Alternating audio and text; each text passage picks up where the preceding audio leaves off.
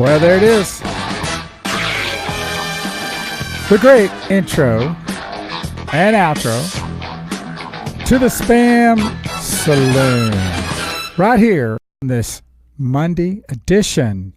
Coming out of a wild, crazy weekend, as most weekends are nowadays.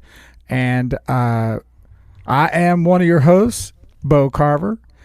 And I'm so happy that Greggo got his prayer answered after about 3 weeks ago, praying to the weather gods that it was over. Yeah, it's not over. It's supposed to be hot again later on in the week, but it's nice out there today. Yeah, and tomorrow's going to be even cooler. I think there's another little hit of 91, though, maybe Thursday before it clouds up. It gets really cooler again. You know what cracks me up today? I guarantee you, in office buildings everywhere, they're freezing their ass. No. You had people that last spring bought all that stuff on sale, all that winter stuff, all those sweaters, and boy, they were shoehorning them in today, trying to wear them, packing them in, right? Oh, yeah, 75 degrees, and let's go ahead and wear that winter coat that we got on sale at Neiman's. Well, they've been wanting to since. Yeah, that's what I'm saying. You buy it. You buy it when out of season. And then you sit there and you look at your closet, you're like, boy, the first time it even it dips below 80, I'm wearing that new cashmere sweater. And so you had all that today. All those guys that have those new wool pants that they got on sale, they're all wearing them today. And so, and I'm thankful they're getting to wear them today, to be honest with you, because it's nice. Beautiful day here in the North Texas area. We broadcast out of the Dallas-Fort Worth Metroplex live on Mondays and Fridays at 7 p.m. Central. And these shows are archived, so you can get them on demand. Now, a short week this week because I'm calling in sick. I'm calling in wedding on Friday. I've got a buddy of mine. That's kind of like calling in on a suicide, isn't it? Yeah, I'm going to a wedding, and who the hell gets married on a Friday night? Well, you're going to be at it. I'm going to be at it. Yeah, I'm going to go. But who does that? Did you tell them that we could have come out there and done a live remote on a Friday? We could have done the show out there. That'd have gone over about like a turd in a punch bowl. So I'm gonna. So we're gonna have to cram everything here, and I don't know. Maybe we'll squeeze in an extra one next week. Maybe squeeze in another one next. Well, maybe. The way things are going these days, that we need about a 5-hour show every day. Well, you know what? It's so crazy. The way things are, the way the crazy news is happening, and the way the news cycles are going in and going out. By the time I live about 20 minutes from where we do the show, and by the time I get home, our show's obsolete that we just finished. It's already obsolete. Yeah, well, that's the way things roll around here nowadays. When we did our show on Friday, people were still making reservations for the Super Bowl to see the Cowboys in the Super Bowl. And now everybody here is freaking out so much they don't know if the Cowboys are ever going to win a game in the history of their franchise ever again. Okay, since you brought it up, the freak out let's factor. Just go ahead and bring it up now. We'll do the lightning round here in a couple minutes. So yesterday the Cowboys suffered their second loss and in a row, by the way. And so I don't know. It's amazing how we get 3 wins under 3 teams that probably are going to end up less than 500 probably. What, the first 3 games? Yes. They may not win 10 games between them, between all 3 of them. And so one of them fired their coach today. Right. And, well, I don't think that team is ever going to be worth anything with their owner. That's my opinion. You got that right. Snyder. They've had 9 head coaches, and I think I read today 20-something starting quarterbacks in his era. And last time they won the Super Bowl was 91. Yeah, So Bill Clinton hadn't even been impeached yet. He hadn't even got the blowjob yet. Well, let's don't say much about winning Super Bowls in the last since the Cowboys have won one since they have. Okay, but it's not so have the Eagles, and so have the Giants. Well, that's probably true. But that's a sad situation. And I can remember when I first started covering the Cowboys, and I always look forward to that road trip every year going into Washington, D.C. Right. Because that was back when most of the time, I think I did 2 years when they were in their new Park in Landover. Right. But they were still playing an old RFK, Which was a rickety toilet, but it was a great atmosphere. Well, they said that thing was so loud that the stadium would shake. Yes, it would. I never was there. Well, before, I mean, that's kind of that's overkill. They were kind of maybe. temporary bleachers. And, you get enough people going, temporary bridge, and it kind of rocks up. But 30, it did. 40,000 people. And they were great fans. Well, the teams were great back in the day. Yeah. They always were, and nothing was better than the Dallas Cowboys against the Washington Redskins. That was a rivalry that was second to none. They hated each other. And back in the day, we didn't go out there and high five each other and kiss each other for the game. No, I can promise you. And hug each other and go out and man, they spit at each other for the games back when it was great. I can guarantee you, Randy White and Joe Jacoby never exchanged jerseys after the game. They might have exchanged punches. Yeah, that was it. Well, and the insults and the stuff that they would say they were going to do. And, I mean, it was a battle. It was. It was a battle before those days are games. over. It's a big fraternity now with free agency. Back then, if you were drafted by a team, that's pretty much the team you played with forever. Right. Exactly. And I'm kind of an advocate of free agency. I think when you play out your contract, you should be able to go where you want to if you're free. But it was just better back then because it created those rivalries, and there's just none of that now. It's crazy. But yesterday, my gosh, I did not see that coming. I mean, you had a team that was not ready to play. And not only were the Cowboys not ready to play. Now, why do you think that was? Because they came out of that New Orleans game where they could have won that game. They only lost by 2 points, and they got the ball with like a minute and 40 seconds left. Minute 45. And blew that all to hell to Hades and back. And they should have pumped them up to come back. They lost in arguably the toughest place to play in the NFL. Yes, that too. Without giving up a touchdown. So that's what you remember me talking last week, saying that loss did not quell my thoughts of the Cowboys. How about whatsoever. this loss? I don't know. You know what? I won't. Are you teetering a little bit? No. Yeah. I'd have to after that.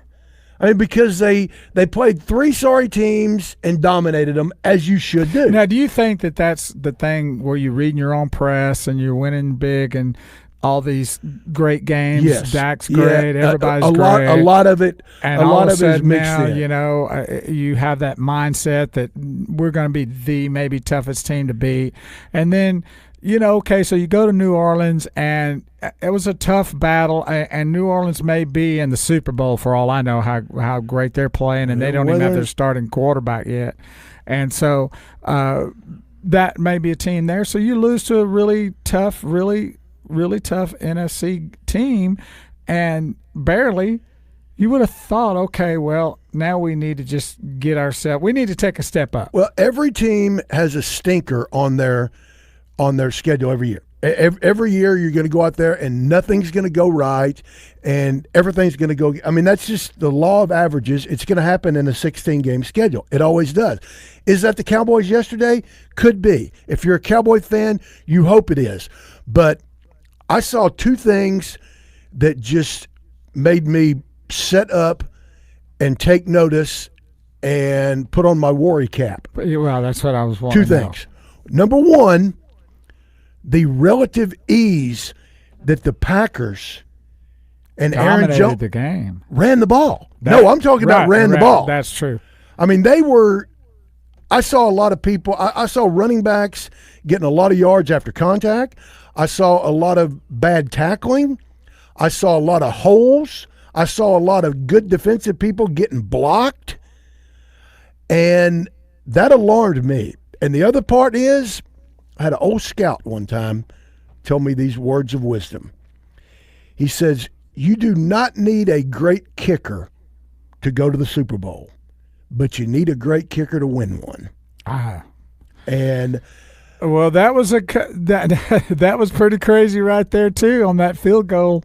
That's the way. Shot, really. That's the way you play it when you're down by 10.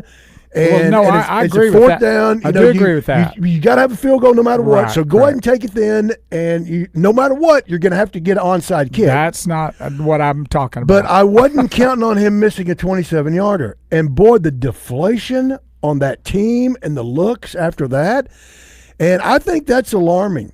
That's alarming because the margin for error and the margin between a win and a loss in the NFL is minuscule. It's minuscule. And a lot of times it comes down to that. It comes down to the guy that looks like the CPA and is making league minimum wage. Or your Uber driver. Yeah.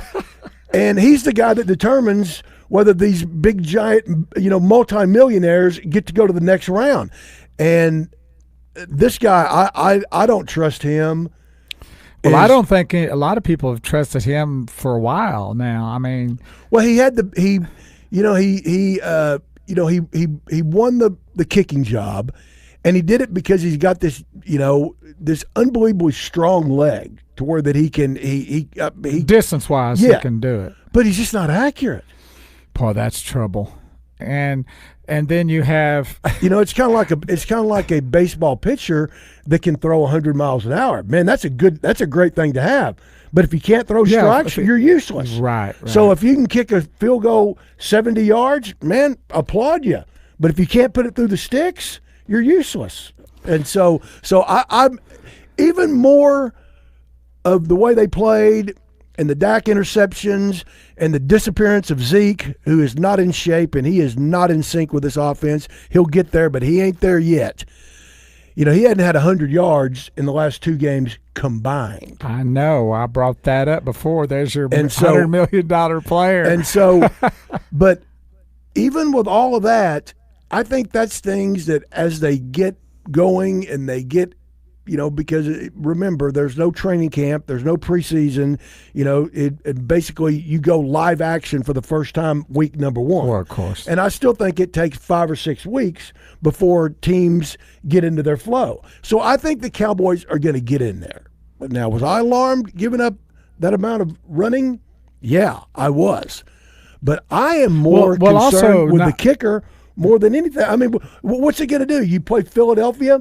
You played Philadelphia to a defensive battle, and you hold them to 17 points, and you're down 16-17, and your kicker can't make a 45-yarder, and you lose the game. Do you think that was kind of in the minds of Jason Garrett when they played New Orleans and they were 2 points down? Do you think that was an overkill to try to?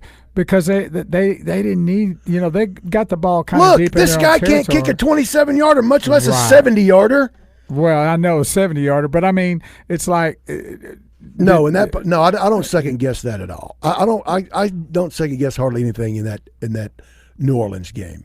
But yesterday, there's a lot of questions, huh? They weren't ready to play, and it's one thing to not. And oh, by the way, let me just go ahead and state this. Once they fell behind 31-3, anything they did after that doesn't count, and the Cowboys get 0 credit for it. So, and I knew that Coach Clapper was going to get up there and say, "Oh, we battled back and we didn't quit." Oh, no, you get no credit for that because Green Bay had checked out. Yes, and I mean they were in the huddle in the third quarter. They look up there on that giant Jerry jumbotron. They're up 31-3. They're trying to see what pizza they're going to order after the game, right? And they're wondering, now when the charter, if we can get back, we can make it this club by this time. All right, who's got the weed? All right, who's holding the weed? That's what they're talking about. Well, do you think that? Okay, and this is a question that always seems to come up: is Jason Garrett a good head coach? You look at the evidence, and he's got, his playoff record's horrible. Then they'll point to, well, look at the divisions he's won. And yeah, he has. And you look at his team, and for the most part, they're kind of play for him. Yeah, they do. And so, but about his decisions and stuff, isn't that always? He's a little conservative for me. I don't think that he is a boot on the throat guy that I'd like to have.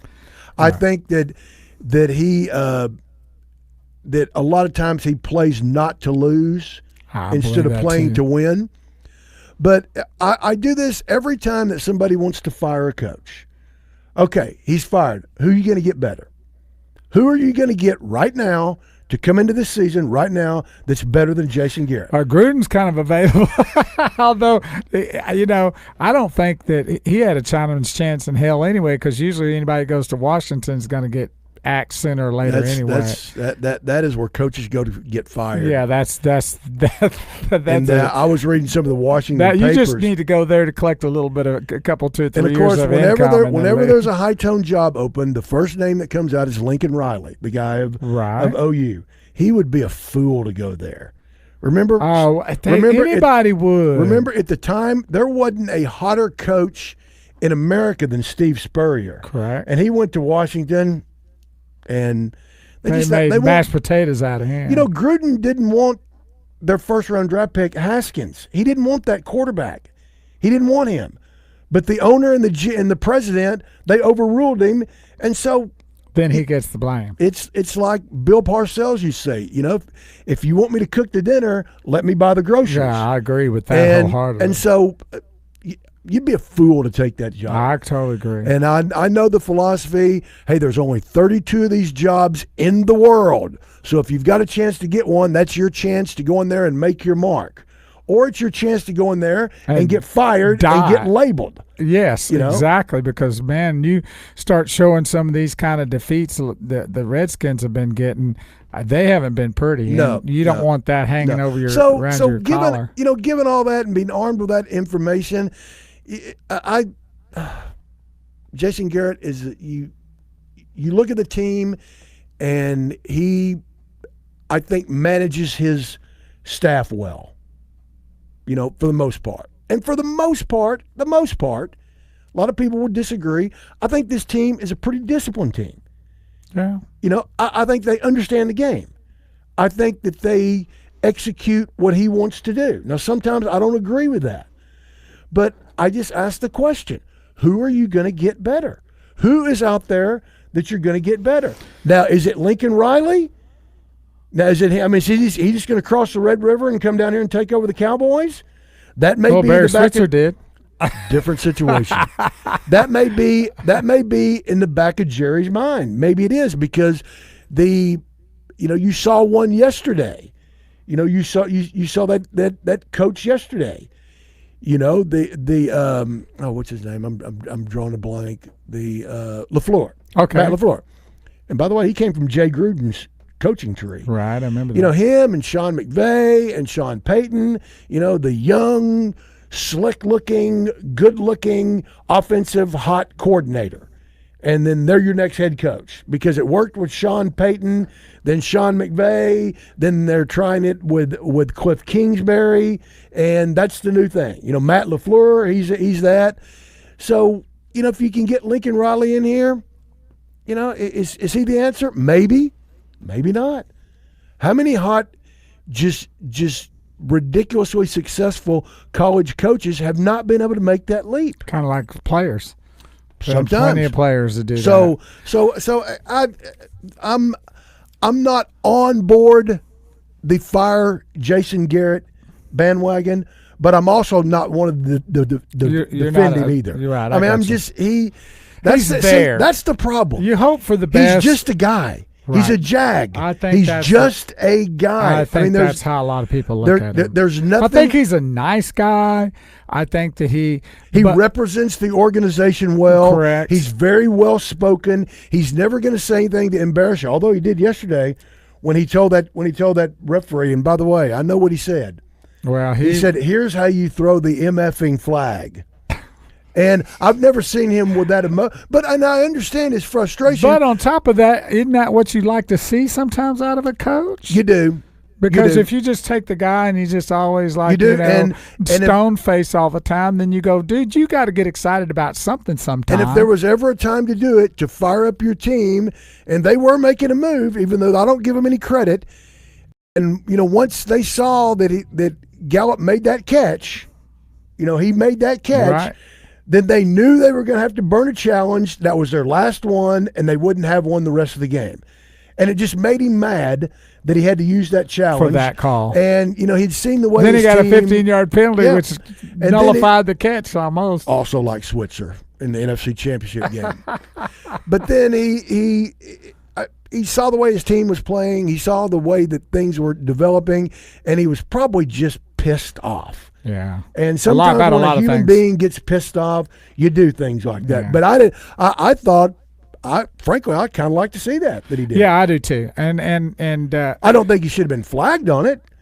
What's his name, Pereira, I believe is Mike Pereira. Yeah, he said the same thing, that he didn't. If whoever was in the booth, would they go to see what you Well, think he might about have said the magic word. You know what the magic word is? F. You. No, you can cuss all you want, but if you put you in it, that personalizes it.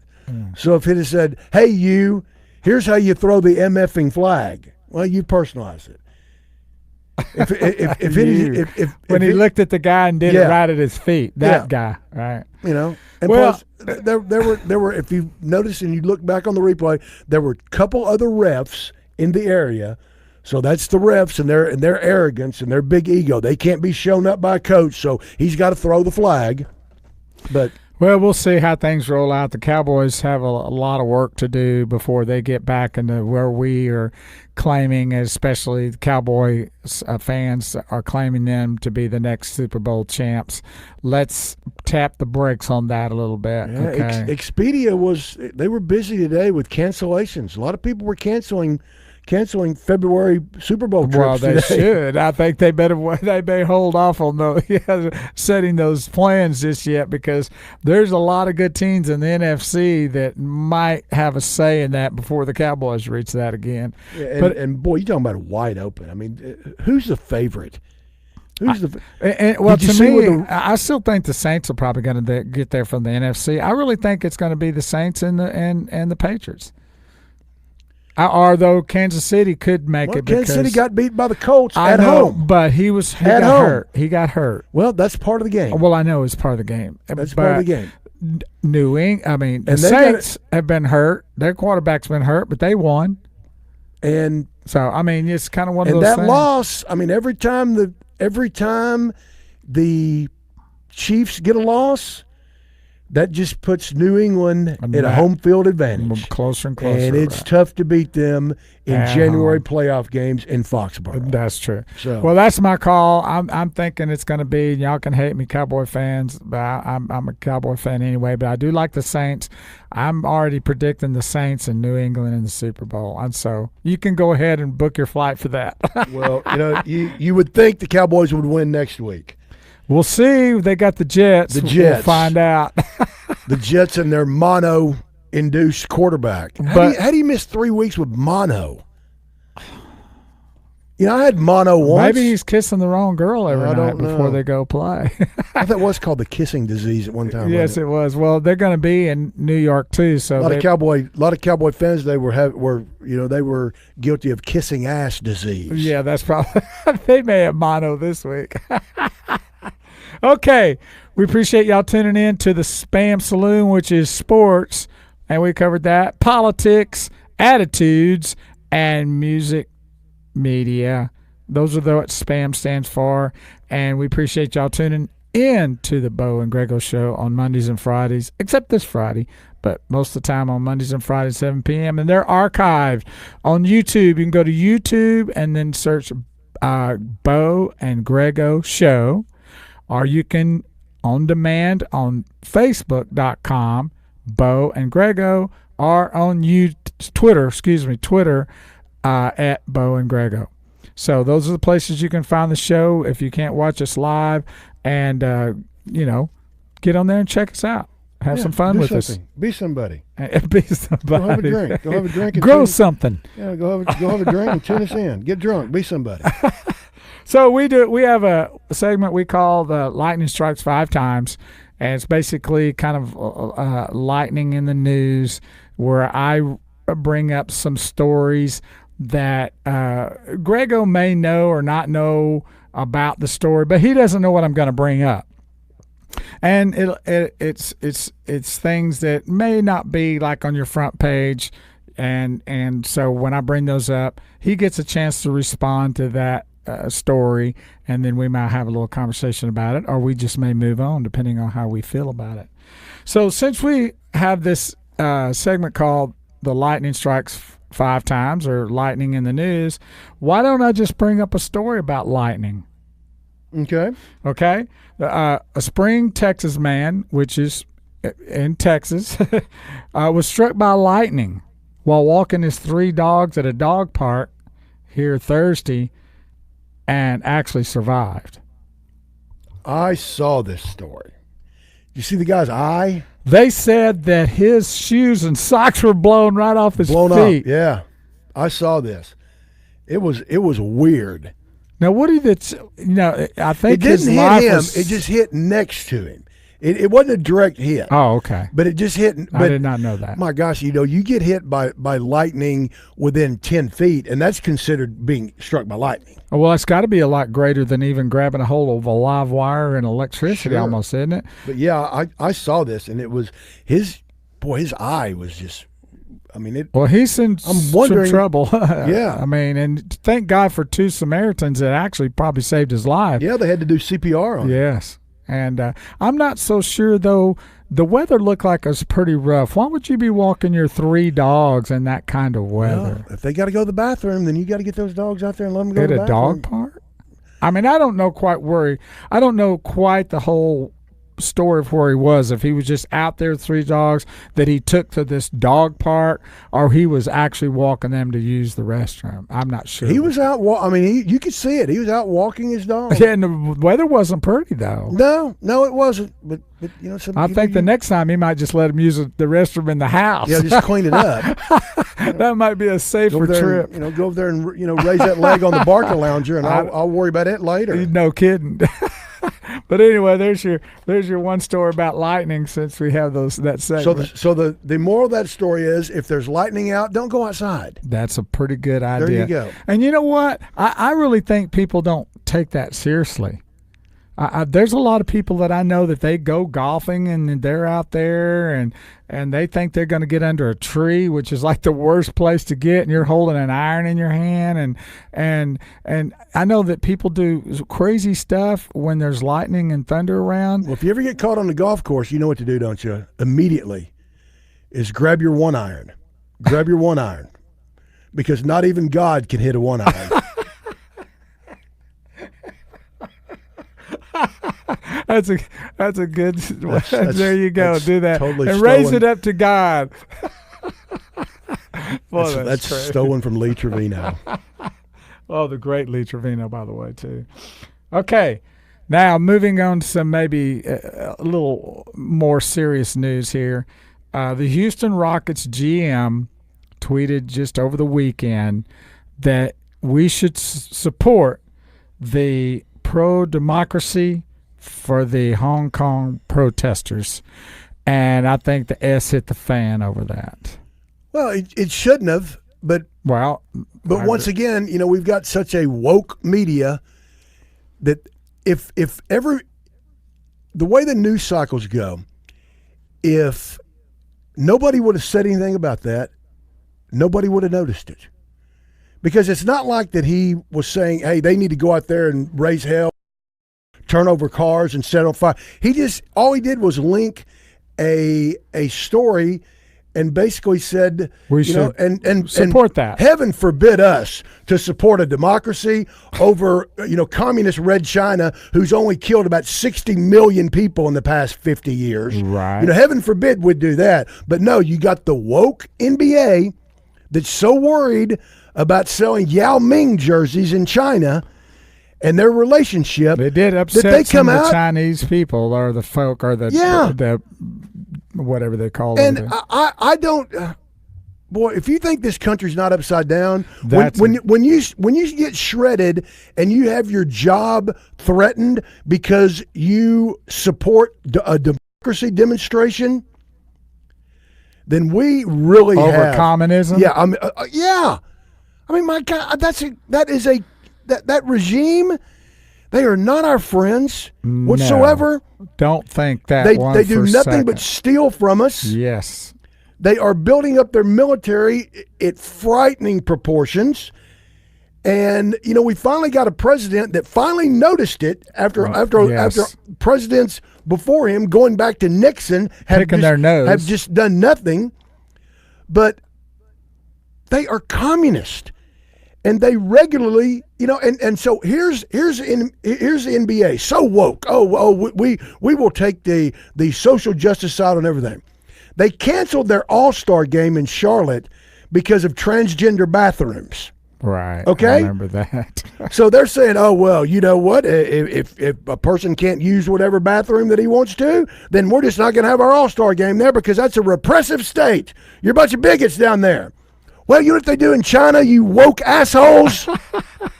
They kill gays. Yes. I can guarantee you will not find one transgender bathroom in China. I'm sure. They don't have that there. No. And if you wander into the wrong one, they just kill you. Yeah, they don't even But go ahead, NBA, be woke.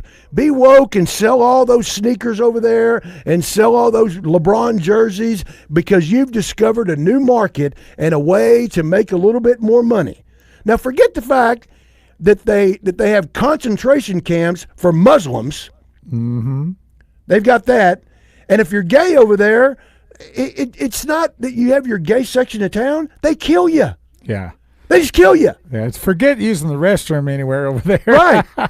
But no, boy, the NBA, your woke league, we're so woke. I mean, we can't do. Apologize for that. Why? That's so insane. The only thing we need to we got to apologize for this general manager who's really said the right thing, and it was nothing more than just saying, "Hey, we should just really help promote that they get that democracy in Hong Kong." Once again, it was kind of like the atheists that just wouldn't let that the guy that got killed in Dallas, his brother, with that heartfelt, apology, that to where they couldn't let that story just leave it.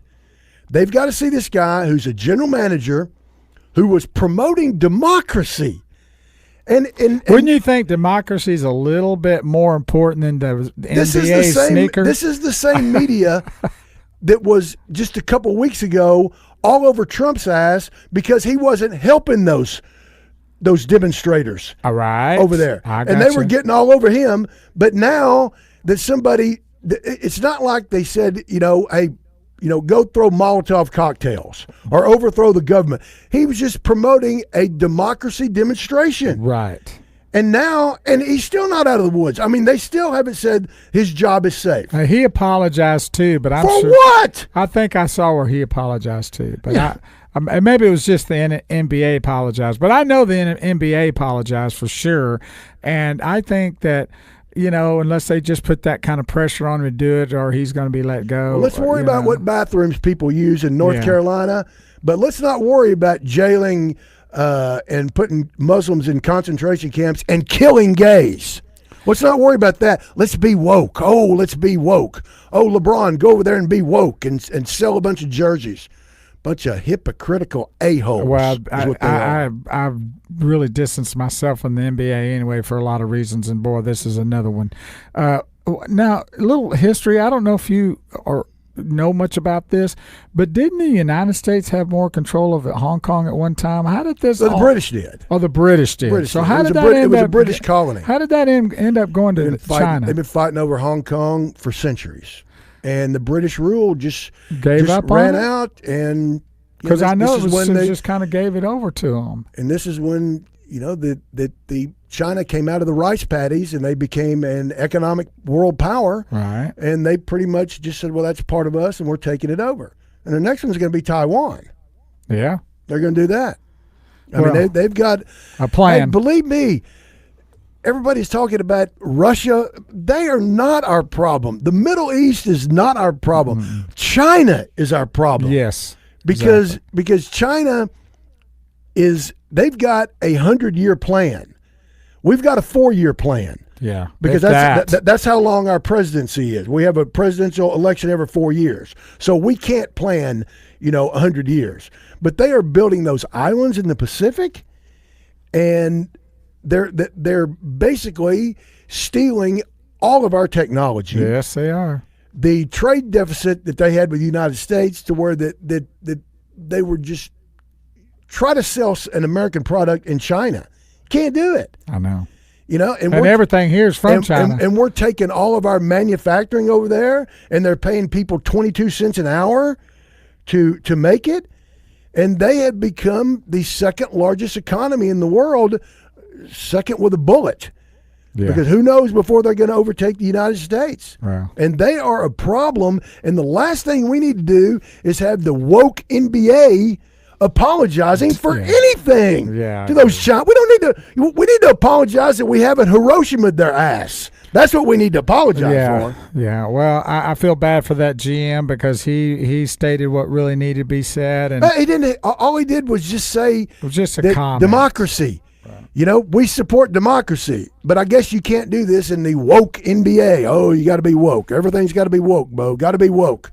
Got to be worried about what bathrooms people use in North Carolina while they're killing gays in China. Yeah. But let's support them and apologize and kiss their ass because that's where you sell Yao Ming jerseys over there. Yeah, whatever. Well, I'm distanced I'm distanced from the NBA because I'm so sick of that nonsense there anyway. Okay, now here's a reason I don't fly. Another reason. And you don't have any wings. I do when I sleep sometimes. Unless you're Icarus. Just don't get too close to the sun or it'll melt. I have dreams where I fly sometimes, but that's another story. They need to be interpreted probably the other way. But a woman gets on a flight without a boarding pass and without ID for a flight that's going to go from Orlando to Atlanta. She's on the plane, and she got on there without a boarding pass and without ID. And when I'm going to ask the obvious question and interrupt you. How did she do that? That's the thing that nobody's been able to answer right there. And she just supposedly, from a little bit I read about the story, is that she showed the flight attendant a selfie of herself, and that's how she got on. That's one story, but I think she just walked on. I think she just got through somehow. There's your government work, TSA. There it is. Right TSA, there. That stands for, don't you? Thousands standing around. And the same will be for your Medicare. I'm not going to get too down on TSA because that's an impossible job they have of seeing so many people. And so many people go through airports and fly every day, and to have not had any other kind of incident after 9/11 to me is kind of a minor miracle. Well, they've had a couple instances over the last about a month, I guess, where they got that one guy that was that sabotaged the airplane. They caught him, and then there was somebody else. But the key deal, they caught him, and nobody was hurt. He attempted it, but they caught him. Well, but I just, as much as I've flown, and especially after 9/11, I suppose that with as many millions of people that go through those checkpoints every day, that somebody could slip through. But I don't see how. I really don't, because they keep an eye on that pretty good, and for the most part, I mean, they will identify when you've got a container that has 1 ounce too much. Much less trying to get a gun on or something else. They did discover, though, that she was on before the flight took off, and they went to... See, that's the problem. They discovered. I mean, they fixed the problem. It took authorities really almost dragging her off the plane because she didn't want to leave. I delayed the flight for 3 hours. They had to rescreen everybody and go through the whole thing again. But anyway, that's kind of shocking to me because, I know that people are after this country and they want to do mass destructions, and it seems like flights are kind of one of those ways to do that. Well, I just know that on September 12th, 2001, I had it in my mind that we were going to have some kind of disaster from then on, 3 or 4 times a year. And there hasn't been any. That's surprising. They've stopped a lot too. So they're doing something right. Yeah. And TSA and everybody makes fun of them, but just think how many millions of people that travel every day, and what they've got to look for. I mean, that's the only thing in America, really, where everybody is guilty until you prove your innocence. Everybody, the minute you get out of your car in the parking lot, they assume that you're a hijacker or a murderer or you got a gun or a bomb. And you have to go and take your belt off and put your laptop on a little tub and take off your shoes and walk through an x-ray machine to prove your innocence. And as a guy that doesn't fly near as much as I used to, I'm glad they do that. Well, absolutely. You should be.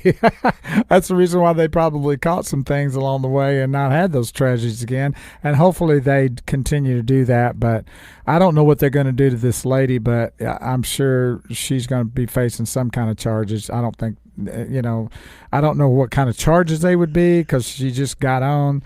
But I know I wouldn't want to face them. Because wouldn't that be a Homeland Security issue? That's probably what she'd be facing. Next time you travel, just go through there and just make a joke about a gun. Yeah, or anything, really. Because you're gonna be detained for hours. Yes, yeah, you'll be cavity and searched. And the old Adam Schiff. Oh, it's parody. That's not going to work with them. Parody. Yeah, I don't think it's going to work with him either, even though he thinks it did. Okay, now this will be the last one. This is a loving story too. You'll love this loving story. This man that was going to get married, and by the way, won't be here Friday night. Got to go to a wedding. He's got a wedding he's going to do, and this is in Trinity. So before everybody has me in rehab again. Yeah, that I missed it, and all of a sudden I'm in a rehab or something. No, I'm not going to be here Friday. Right, exactly. This is Trinity County, Texas, which is kind of south, a little bit southeast of Lufkin. Was arrested the day before his loving wedding by allegedly trying to rob a bank to pay for the wedding ring and the venue. Understandable. I understand that. I mean, the wedding industry is as expensive as it is. You need to rob a bank. Well, I figured that he might want to do that when he goes and gets a divorce. He probably should have planned it later, not sooner. So what happened to him? Did he? He got arrested. And what happened was, and it was the day of or the day before? It was the day before, and the story is that he needed money for the wedding? That's it. He needed a wedding for the venue and for the ring. Well, if he thinks that wedding's expensive, wait till he starts paying for that divorce. That's what I was going to say. He just planned it too soon. And we know why divorces are expensive, don't we? Because they're worth it. That's true. Well, he made the wrong decision. He did it too soon. He should have waited. But anyway, when he was in there, he went in with gunpoint, and so when they started putting out all the data and everything, they had a video clip, video surveillance, which we've discussed 1,000 times. You are being watched by Big Brother every second of your life. Believe this or not. Well, the future wife saw the video, called, said, "I know who that is." And she turned in her fiance? Well, she called and then called him to give himself up. And so... Well, did he actually rob the bank and get money? Yes. And then his future wife dropped a dime on him? Well, he got away with it. Well, he didn't get away with it. She called to tell him to turn himself in. Well, if she'd have kept her mouth shut, he might have got away with it, and they'd have had some extra honeymoon money. Dude, the video on him is like a selfie. It's like a selfie. Yeah, but anyway. That's bank robbers intrigue me. Of how they think they can get away with that? Well, because I certainly don't want the FBI coming down on me, but I almost think that anybody can get away with it once. Well, there was a guy here in Dallas area, remember a few years ago that had, I say the Metroplex area, that had robbed like 10 or 12 banks and they couldn't catch the guy. Do you remember that? I watched a movie on HBO, and I can't remember the name of it, but it was Robert Redford. And he played an older guy because he's an older guy. I think it's called The Man with a Gun or something. And he played a guy that robbed all these banks, and he got away with it for years. But that's the problem, because like I said, if you plan it out, I can understand it. And FBI, I'm not going to try it, but I can see where you'd get away with it once. You case the joint, You know, you Really know exactly plan it, when to do all go. that. You do all that planning. You go in there, but it's not like you're going to go in there and get millions of dollars. You're just not. No. I mean, you're going to get several thousand. You know, maybe $20,000-$30,000 cash, but you're not going to get a lot. You're not going to get that big. Because you can't spend that much time in there. Because the minute you do that, somebody's hitting the secret alarm, Absolutely. and the cops are coming. You've got a minute or so. Right. So you've got to basically get whatever the teller And also has they've in got the drawer. they've got the ink on those bills. Sometimes it explodes. Yeah. They've got that. They've got surveillance through the roof nowadays, which is way different than it was just even a handful of years ago. I know it's a lot harder, but you're right. I think in a lot of ways you can maybe try to get away with it. But it once. just seems like that if you get But away, still, you're going to go down big time when you do. But it seems like, you know, if you plan it, and I can only imagine the adrenaline that's going through you, and you go in there and, you know, it's going through your mind, oh, should I do this? Oh, this is dumb. Oh, if I get caught, I'm going to jail, federal prison for 25 years, armed robbery. Oh, should I? And then you do it, and you get out in your car, and you make it to wherever you're going. And you're like, I'll be damned, I got away with it. It just seems to me like that the last thing you would ever want to do again is try it again. Right. But that's where people get caught. I mean, it's and they you know, do that whenever- a lot with drugs too. Whenever you because get caught, you know, whenever you get, you know, you catch a bank robber, then they will investigate it and find out that they've knocked off a few in their past. Yeah, because This eventually they're getting caught. isn't Bonnie and Clyde. No, that day's In the over. old days where you know, just jump over the counter and fire a couple shots up in the air and get in that Ford V8 and drive down the road. And if you can make it across the state line, then they can't pursue you. Right. Those days are over. Yeah, no, that's not going to happen. So, well, I wish him and his future wife well, because she I hope might, he's got conjugal visits wherever it is. she might be seeing him for a while behind the bars. I wonder how that love is going to continue. First question I'd have for is, why'd you turn me in? Why'd you squeal on me? Why? I did this for you, honey. Well, that might have been the reason. Maybe she didn't want to marry him. Maybe that was a way to get out of it. Instead of going to Turner Falls up there in Oklahoma, we're going to get to go to Acapulco. Well, the way things are going But now nowadays. I'm going to Leavenworth. Yeah, so if something like that happens for your wedding this Friday, I guess I'll see you. Nice.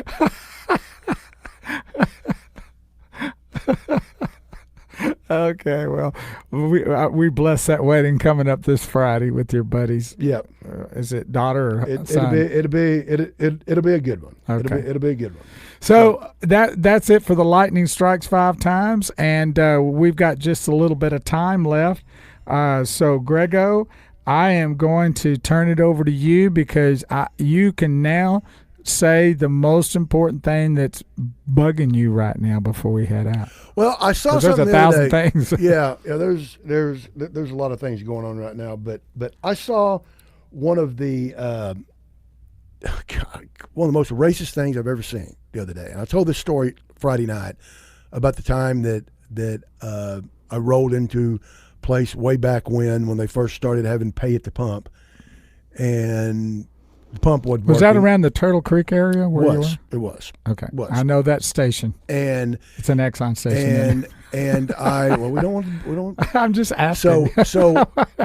But I had the guy just kind of waved at me to fill my car up, you know, and then I went in and paid. Black guy pulls up, nicer car than me, dressed a hell of a lot nicer than me, looked like Denzel Washington, and he tried to pay with an American Express Gold card, and the guy in there said, "No, pal, you need to come in and pay first." And that bothered me. Probably 15, 20 years ago. And you flew off on him too. Yeah. So the other day I was out riding my bike, and this was Friday, I believe this happened to you, right? Thursday or it Friday? was early in the week. Okay. Early in the week. And I'm not going to tell what municipality it is. There's no need to do that. But I was riding my bike, and I pulled into a station to get something to drink.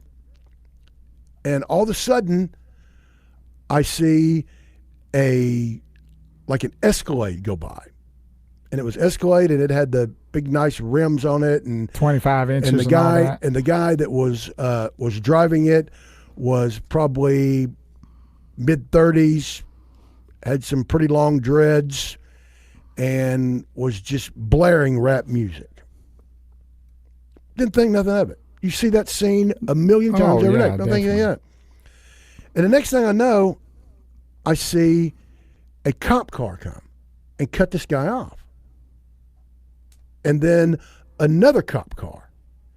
And then another cop car. And I'm thinking, wow, boy. I mean, they ran this guy's got some good stuff. They ran a warrant on this guy, right. And they're going to get him.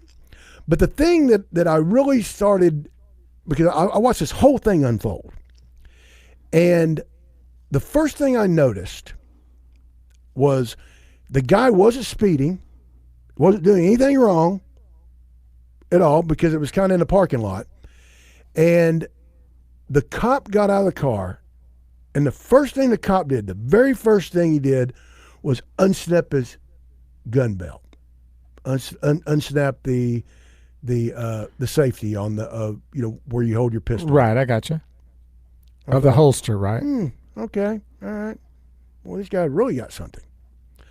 And then 2 more cop cars showed up, and every cop that got out unsnapped that when they got out.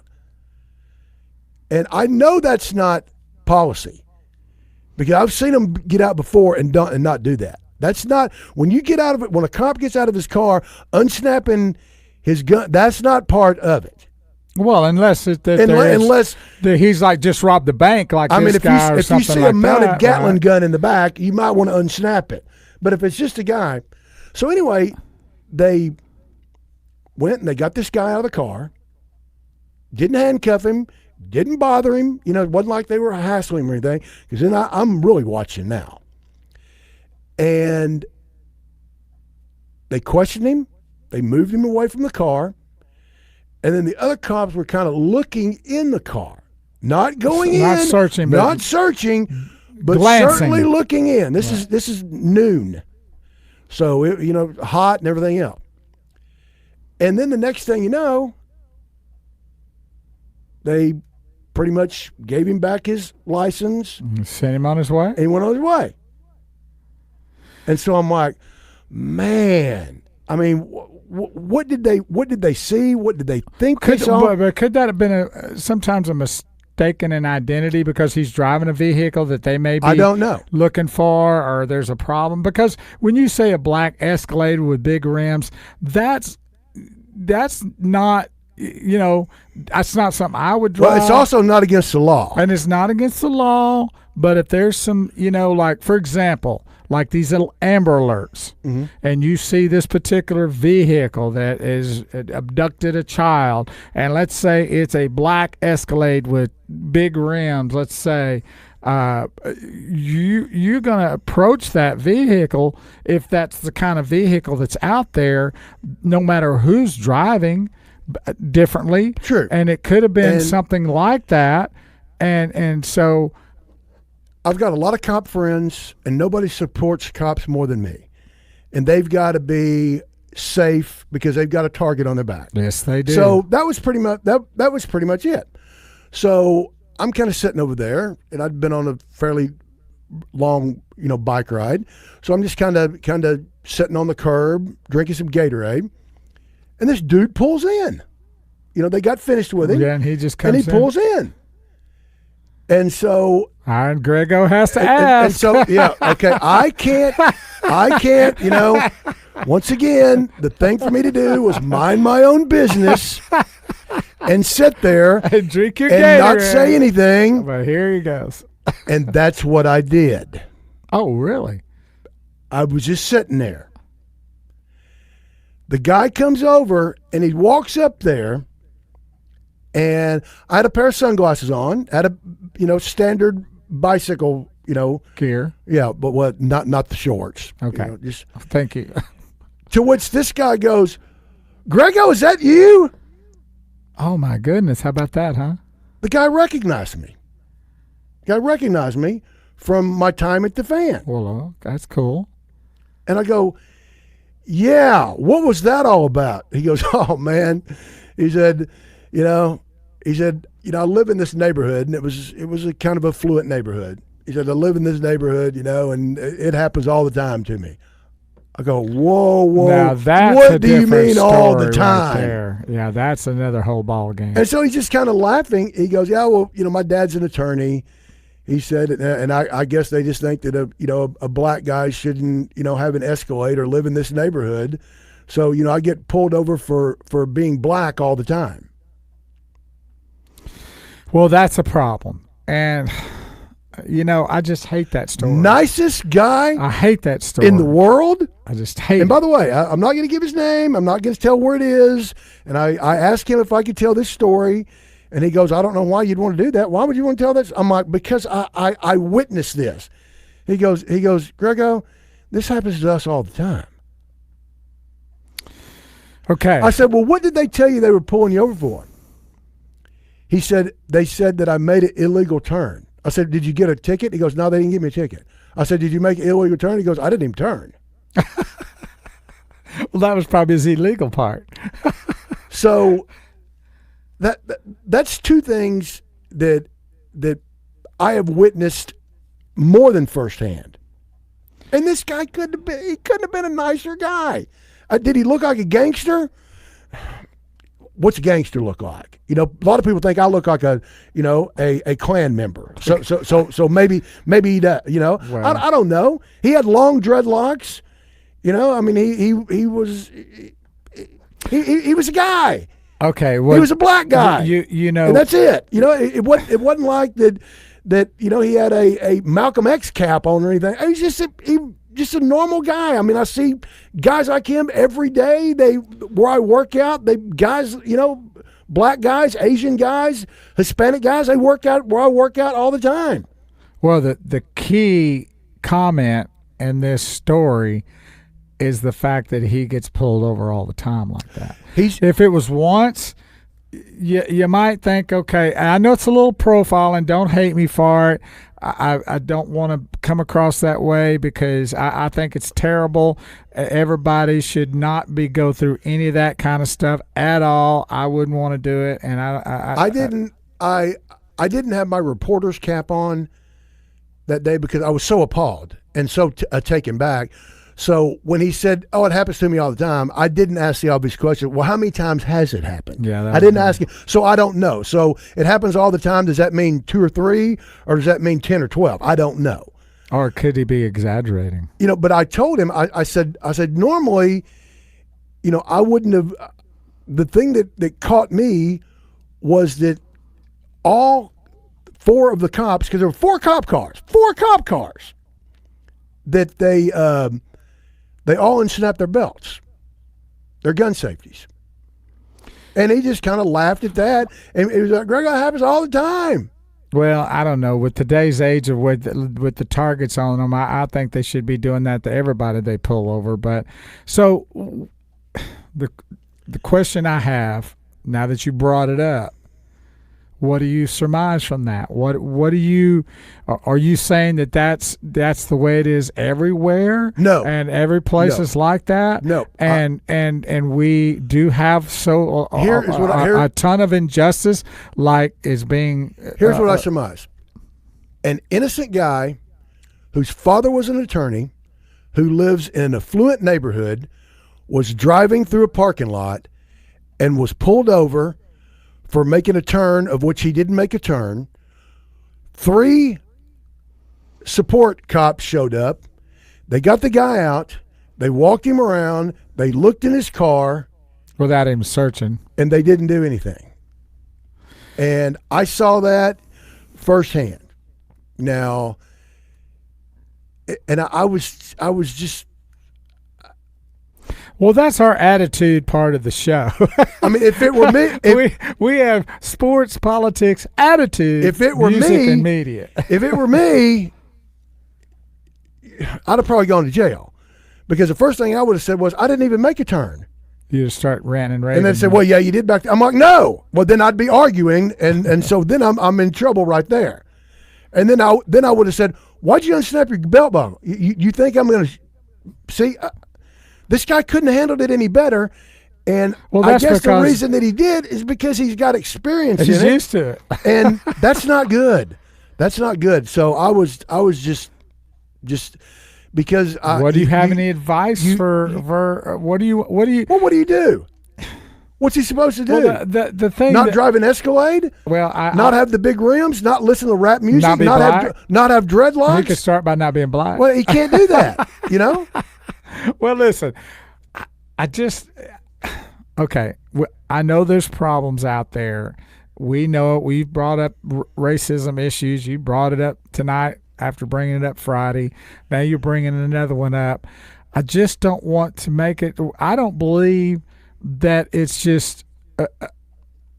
Okay, here's the thing. I don't want it to. Here's the thing. I don't think it's everywhere, and I don't think it's just all the time. Because I guarantee you, I could bring some people up here and say, you know, I've never had a problem like that. Here's and I'm talking about the same race. Here's the only thing is that you hear that all the time, and I just know that the old white guy, the most hated person in the world, is an old white guy, especially over 50. Yeah, if you're over 50 white guy, you are the devil. And their first defense of when somebody says something or they decry racism is, oh, it's not there. That doesn't exist. That happened back in the 50s. I witnessed it. You know, I saw this, and I saw the whole movie. I saw the previews. And the ending. I saw the prologue. I saw the body of it. I saw the epilogue. I saw everything. The pre-game and the post-game. I saw everything on this. And it was a standard procedure. You know, and I don't know why that.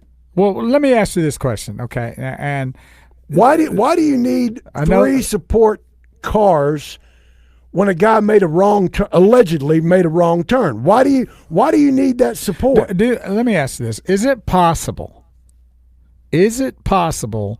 that this guy, they feel like they have something on him, and that they are just kind of ready and kind of watching him close that we don't know about? Could it be that?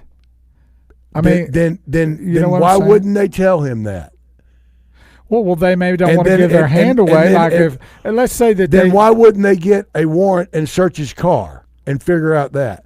Then why wouldn't they give him a ticket for making that alleged wrong turn? Well, that's the mistake they made. See, the problem is they pull the guy over. Well, he should be thankful he didn't get a ticket. And they didn't do anything about it. He didn't get a ticket. Well, I've been pulled over for several times and not gotten a ticket. I mean, I got a feeling if this guy would have done something wrong, that he'd have got a ticket. I got a feeling that this guy, if he'd have done anything. But hold on, Greggo. I just know that if a police officer wants to give you a ticket with something, they don't have to search very far. I mean, I've got a feeling if this guy would have had a tail light out. As many times as I've not gotten a ticket by being pulled over, there were times that I got a ticket for not really deserving a ticket. So, in my opinion, it has balanced my life out in my driving life, because there are times that I got away with doing something that probably could have written me up, and there's times that I didn't do anything and they wrote me up. Okay, let me ask you a question. How many times, and I've been pulled over many, many, many times in my 40-something years of driving, many, many times. For a number of things, I can understand. I know a number of vehicular infractions. Right. How many times has a backup ever showed up for you? Well, I've had it happen on several occasions. I used to work a musician. I've never had it happen to me. Well, Zero. I've been a musician. I mean, I get pulled over by the highway patrol or the sheriff or the local cop, and I either get a ticket or I don't. I never have somebody else show up.